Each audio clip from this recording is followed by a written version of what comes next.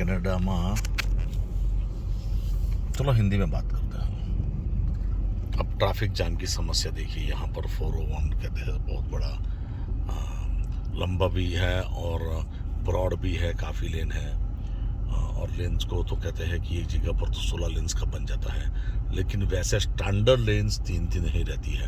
Collector में 3 है। देखिए ये जो बाजू वाली लेन है वो कलेक्टर वाली है, जहाँ से वो ट्रक पास हो रही है, रेड व्हीकल पास हो रहा है। और ये जो मेरी लेन है आगे वाली, ये लेन है एक्सप्रेस लेन। तो एक्सप्रेस लेन और कलेक्टर में कोई चेंजेस नहीं है, नाम इसका एक्सप्रेस दिया गया है। वहाँ पर आई क्या देखिए, लेकिन इसकी वजह यह है कलेक्टर में मर्ज होना है, यानी कि अब लोकल रोड से आते हो तो जो हाईवे पे आना चाहते हैं तो वो वहाँ से एंट्री ले सकता है, या तो हाईवे से उतर जाना है और लोकल रोड पर जाना है तो एग्ज़िट ले सकता है। तो कलेक्टर रोड पे आना ही पड़ता है। तो ये हम लोग एक्सप्रेस में हैं, अगर हमें एग्ज़िट लेनी तो डायरेक्ट एग्ज़िट लोकल पर नहीं मिलेगी, पहले हमें एग्ज़िट मिलेगी कलेक्टर पर और इसके बाद हमें दूसरी एग्ज़िट मिलेगी लोकल रोड की। तो ये जो 401 जो है वो ईस्ट वेस्ट जा रहा है, ये नॉर्थ साउथ वाला रोड नहीं है।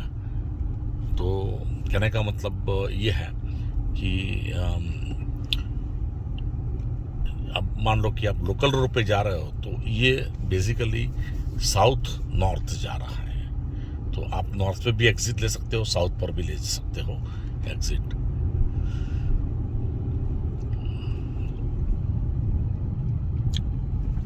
अब दोपहर का टाइम है, कम से कम टाइम हो गया है, मैं अभी समझो 4:10 को दोपहर। हाँ, और बादल से घिरा हुआ है। यहाँ पे मौसम का कोई ठिकाना नहीं होता है। इस मौसम में तो बारिश होती ही है, लेकिन पूरे साल में कुछ भी नहीं कह सकते, विंटर में भी कुछ नहीं कह सकते हैं। जब बराबर का विंटर चलता है दिसंबर में, नवंबर, दिसंबर, जनवरी, फरवरी, तो स्नो हो जाता है, तब बारिश नहीं होती है।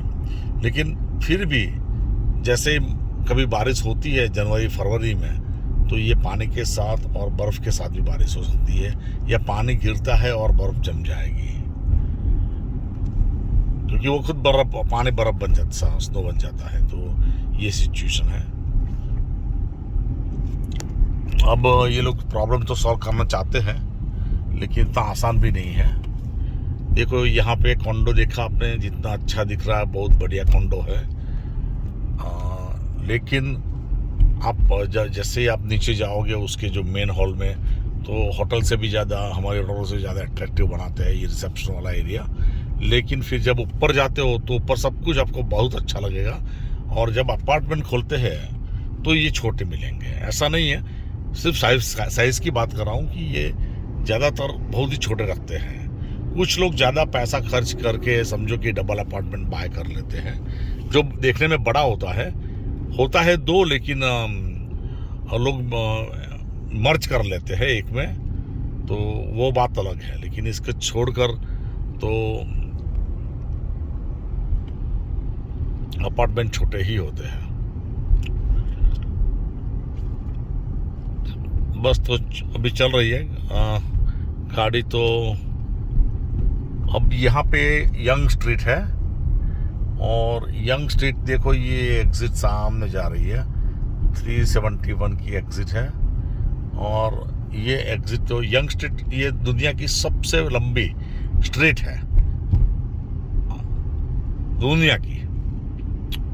ये मुझे पता नहीं कितना किलोमीटर जाती है, लेकिन काफ़ी लंबी है।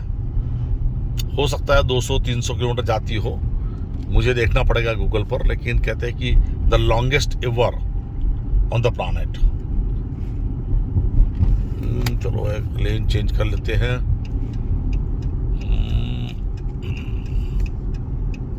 In 3 kilometers, use the right 2 lanes to take the exit toward Avenue Road, Bathurst Street. Okay, Bathurst Street Avenue Road की एग्जिट बता रहा है ये।